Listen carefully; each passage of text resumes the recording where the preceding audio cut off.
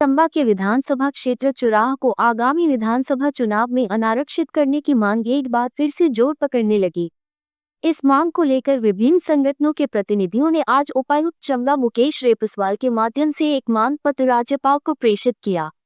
वक्ताओं ने कहा कि बीते कई दशकों से विधानसभा क्षेत्र चुराह अनुसूचित जाति के उम्मीदवार के लिए आरक्षित रहा।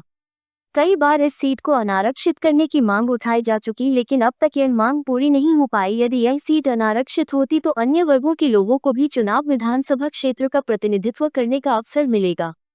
वर्ष 2026 में परिसीमन प्रस्तावित, इसलिए चुराह विधानसभा क्षेत्र को अनारक्षित किया जाए। इस मौके पर मिशन ओपन चुराह, राजपूत कल्याण सभा, धुंधखरोट वेलफेयर सोसाइटी सहित विभिन्न संगठनों के प्रतिनिधि मौजूद रहे।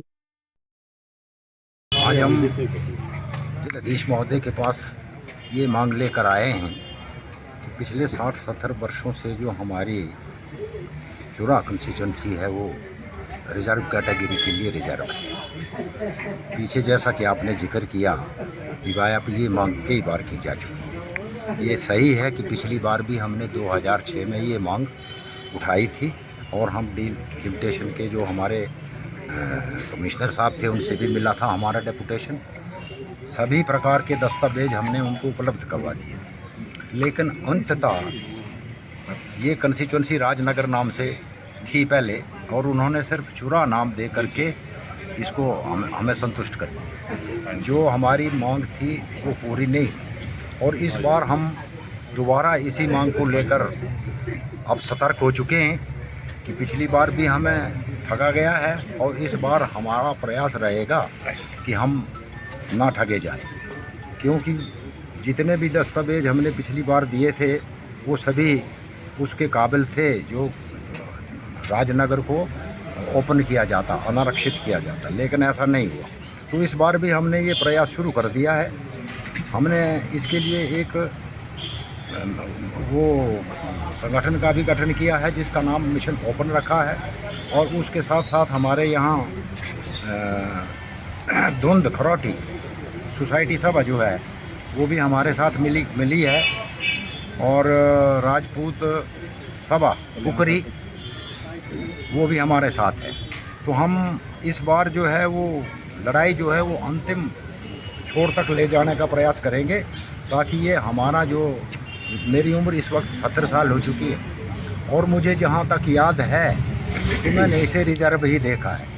तो ऐसा क्यों ना हो कि भाई इसे हम नौजवानों के साथ मिलकर अनारक्षित करवाएं।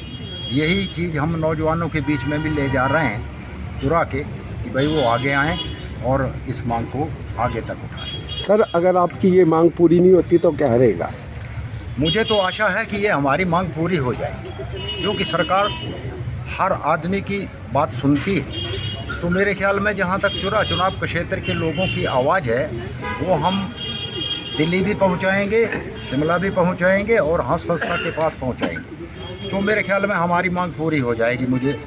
ये पूरी उम्मीद है और मुझे पूरा विश्वास भी है। आज हमारा एक जॉइंट डेपुटेशन जो है वो वर्दी डिप्टी कमिश्नर के साथ जॉइंट जो है धुंधखरोट वेलफेयर सोसाइटी मिसरोंड और मिशन ओपन विधानसभा चुराह के प्रधान और राजपूत कल्याण सभा पुकरी के प्रधान जो है वो वर्दी डिप्टी कमिश्नर से मिलने जा रहे हैं, और उनको एक ज्ञापन जो है राज्यपाल को सौंपने जा रहे हैं डिप्टी कमिश्नर के द्वारा कि हमारी जो ये चुराह कंस्टिट्यूंसी जो है ये जब से लगभग हिमाचल बना हुआ है तब से ये जो है ऐसी कैटेगरी के लिए रिजर्व चल रही है।